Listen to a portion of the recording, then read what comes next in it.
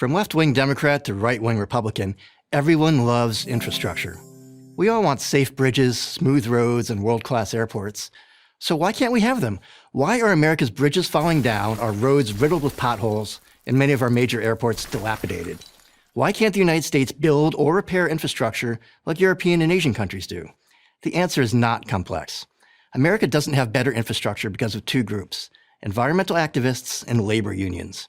What has happened to the Keystone XL pipeline, a project to bring oil from Canada to refineries in the U.S., is a typical example. According to environmental groups, this vital piece of infrastructure is a guaranteed disaster. Never mind that pipelines are, by all measures, a much safer way to transport oil than rail cars. Say the words fossil fuel, and the Greens are against it. In November 2018, in the U.S. District Court of Montana, Judge Brian Morris, an Obama appointee, halted Keystone's construction for the third time. The first final environmental review approving construction was released by Hillary Clinton's State Department in 2011. It concluded that the environmental impact would not be significant. A second final environmental review also approved the project. It was released in 2014 by John Kerry's State Department and also foresaw little environmental impact. Judge Morris's third review may be the charm for the Greens. At this point, a full decade into the process, it's hard to see the pipeline ever being completed. Keystone is a case study of what Brookings Institute scholar Robert Kagan calls adversarial legalism, environmental reviews of every aspect of every public improvement.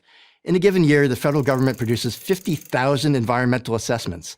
Individual states and cities add thousands more. And this isn't new. A routine dredging project in Oakland Harbor, begun in the 1970s, wasn't completed until the mid-1990s because of legal and environmental challenges. 4 such challenges gummed up a water desalination plant urgently needed in dry San Diego. That process started in 2003 and was needlessly delayed for 12 years.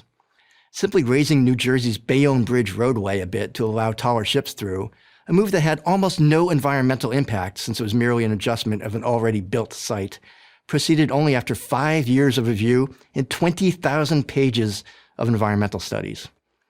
Americans like to think of themselves as more freewheeling and less regulated than European and Asian countries, but when it comes to infrastructure, this just isn't true. Europe and Asia don't have the redundant layers of city, state, and federal bureaucracies that we do. As a result, their ideas get proposed, approved, and built in the time it takes us to agonize over a single environmental impact study. And to add insult to injury, their roads, bridges, subways, and airports are much cheaper to construct.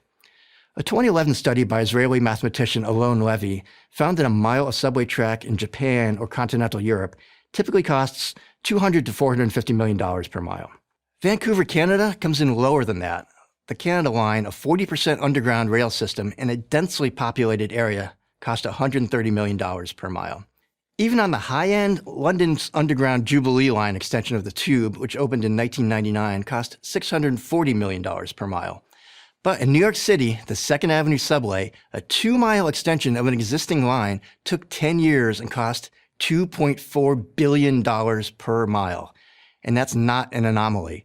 The East Side Access Project, connecting Long Island residents to the east side of Manhattan, is set to cost an astonishing $3.5 billion per mile, according to the New York Times, which calls that 7 times the average cost in other cities around the world.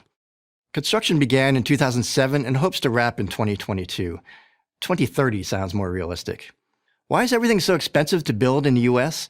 Enter the labor unions. Their motto seems to be work slowly and charge more. Sometimes don't work at all. Workers from New York City's Sandhogs Union, which is critical to such projects, cost an astounding $111 per hour in wages and benefits, according to the Times investigation. A task that could be done in Madrid with 9 workers requires 24 in New York City, according to an estimate by the city's own Metropolitan Transportation Authority. It gets worse.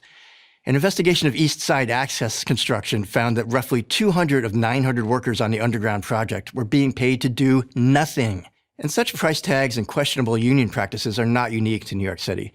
In Boston, a simple Green Line extension of the light rail network that is being built on the surface, not underground, is set to cost some $530 million per mile. The result of all this? Americans are living in a 20th century infrastructure world. We can't build a 21st century one. The unions and environmentalists won't let us. I'm Kyle Smith of National Review for Prager University.